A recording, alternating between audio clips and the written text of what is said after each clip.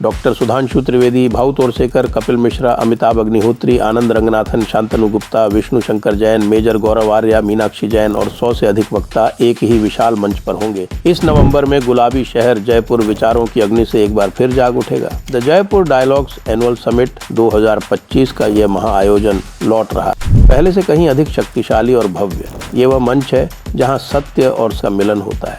3 दिन तक राष्ट्रीय सुरक्षा से लेकर सांस्कृतिक पुनर्जागरण तक हर विषय पर बेबाक और निर्भीक चर्चा की। ये केवल एक समिट नहीं बल्कि एक सभ्यता की आवाज है जो अपना वृत्तांत स्वयं लिख रही है।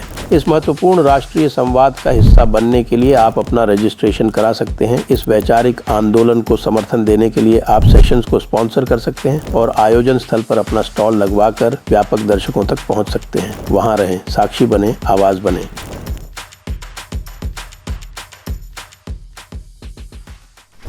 नमस्ते। आप सभी से अनुरोध है कि कृपया हमारी चैनल को सब्सक्राइब करें और वीडियो को लाइक भी अवश्य करें। भारत ने एक बड़ा कमाल किया है और वो बड़ा कमाल इतना बड़ा कमाल है जिसको लोगों ने सही पूछे तो उसके ऊपर ध्यान नहीं दिया, क्योंकि भारत जो है वो अंतरिक्ष में तरह तरह की सैटेलाइट्स का प्रक्षेपण करता ही रहता है। तो यदि उसने एक और GSAT-7R नाम की सैटेलाइट का प्रक्षेपण कर दिया अपने सतीश धवन स्पेस सेंटर से, तो ऐसी क्या खास बात हो गई? ऐसी क्या खास बात हो गई जिसे लोग नोटिस करें?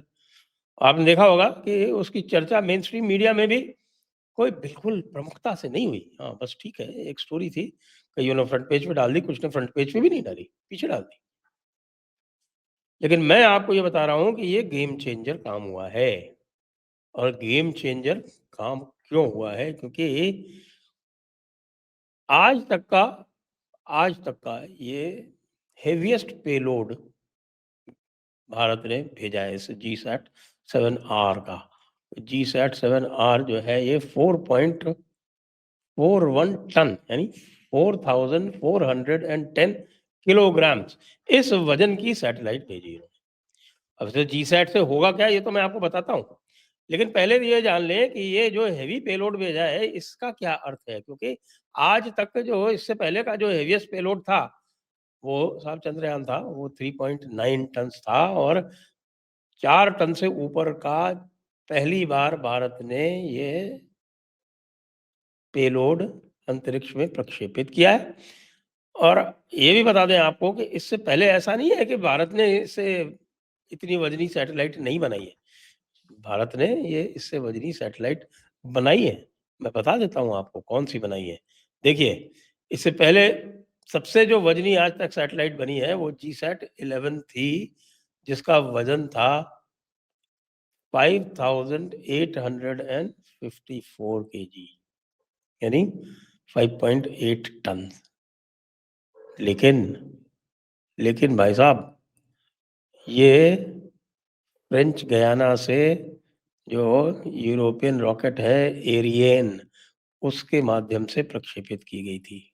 2018 की बात है। इसके पहले एक 4000 टन से ऊपर की 2 सैटेलाइट्स और प्रक्षेपित की गई। एक 2022 में की गई थी 4181 किलोग्राम की, वो एरियन 5 वही फ्रेंच गयाना से, वो भी आपका जो यूरोपियन सैटेलाइट नेटवर्क है उससे। और एक भेजी गई थी 4700 केजी की, 4.7 किलोग्राम, 4.7 टन्स की। और ये जो 4.7 टन्स की अक्टूबर 2024 में भेजी गई थी और ये भी स्पेस एक्स एक्स आप जानते हैं, एलन मस्क की जो कंपनी है, तो उसके माध्यम से भेजी गई थी। स्पेस एक्स के माध्यम से वो भेजी गई थी। तो 4 टन के ऊपर की ये भारत की पहली सैटेलाइट है। ये क्यों महत्वपूर्ण है भाई? इतना वज़न आपने भेज दिया, ये क्यों महत्वपूर्ण है?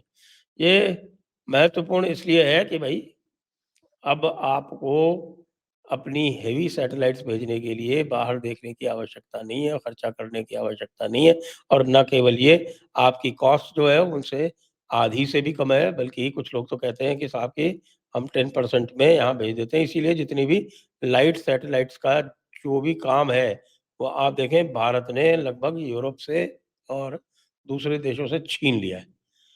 लोग अब नासा के पास नहीं जाते, लोग अब एरियन के पास नहीं जाते, वो सब भारत के पास आते हैं, जो भी छोटी सैटेलाइट्स भेजी जाती हैं, तो छोटी सैटेलाइट्स बहुत सारी भेजी जाती हैं।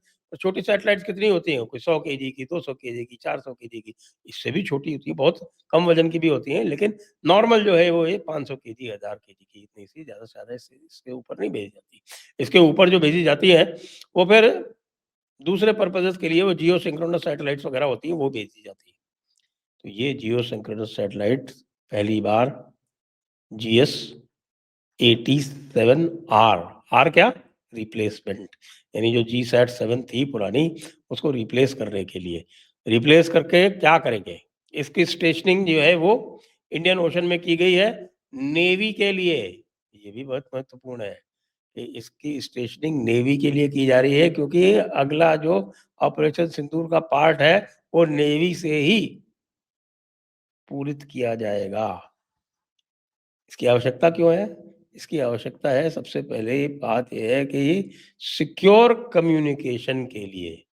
इसमें कई सारे बैंड होते हैं, आप जानते हैं कि इसमें एक वीएचएफ बैंड होता है, इसमें एक एस बैंड होता है, फिर इसमें एक कू बैंड होता है। तो कू बैंड का क्या काम होता है? कू बैंड जो है वो हाई थ्रूपुट के लिए होता है। यानी कू बैंड के माध्यम से आप बहुत मात्रा में डेटा, बहुत बड़ी मात्रा में डेटा आप भेज सकते हो। और यूएचएफ बैंड जो होता है और एस बैंड जो होता है, ये नेवल स्पेसिफिक लैंड लिंक्स हैं। सी बैंड होता है, वो वाइड एरिया कवरेज के लिए होता है। अब चूंकि ये एक स्थान पर, यानी इंडियन ओशन में, इंडियन ओशन के ठीक ऊपर स्थापित है। अच्छा, जियो सिंक्रोनस है तो इसका मतलब ये है कि भाई वो धरती के साथ-साथ उसी वेग से घूमती है। तो उसी वेग से घूमने के कारण वो उसी एक स्थान के ऊपर ही बनी रहती है, जहाँ पर उसको स्थापित किया जाता है।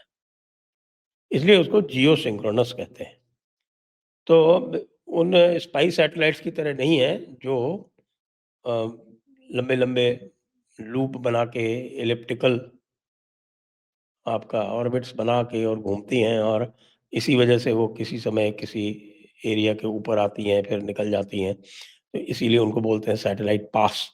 तो वो जो सैटेलाइट पास करती हैं, उनका ध्यान रखते हुए लोग अपनी सुरक्षा व्यवस्था भी कर लेते हैं। जैसे कि आपने सुना होगा कि हमारी जो S-400 बैटरीज़ थीं, उनको चाइनीज़ सैटेलाइट से बचाने के लिए चाइनीज़ सैटेलाइट का जो भी पास था उस एरिया के ऊपर से, उसको कैलकुलेट करके, जैसे ही वो चाइनीज़ सैटेलाइट वहाँ से ऊपर से निकल जाती थी, उसको तुरंत मूव कर दिया जाता था। और चाइनीज़ सैटेलाइट जब तक फ़ीड करती थी डेटा पाकिस्तान को, और उस डेटा के हिसाब से मिसाइल चलाता था पाकिस्तान, तब तक वो मिसाइल, हमारी जो बैटरी थी, वो कहीं दूर जा चुकी होती थी।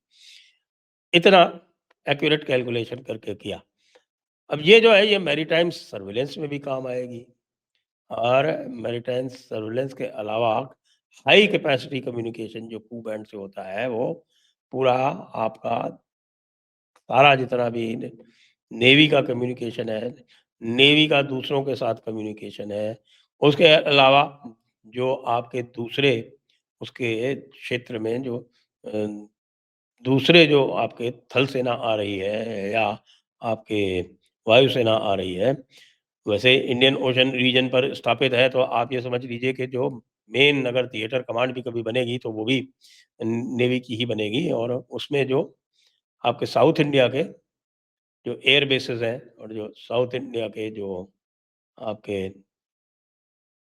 आर्मी के बेसेस हैं, उनसे भी इसका कम्युनिकेशन बना रहेगा।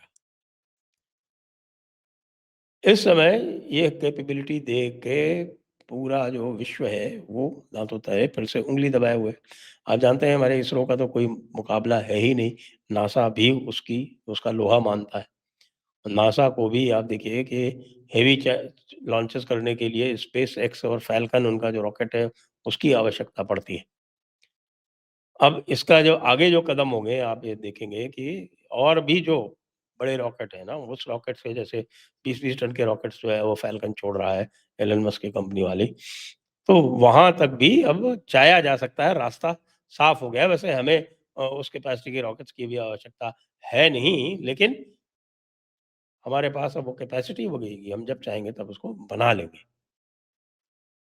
इसमें जो टेक्नोलॉजी जो आई है, वो आप ये देखिए कि state of the art encryption है इसमें। इसके एन्क्रिप्शन को तोड़ा नहीं जा सकता।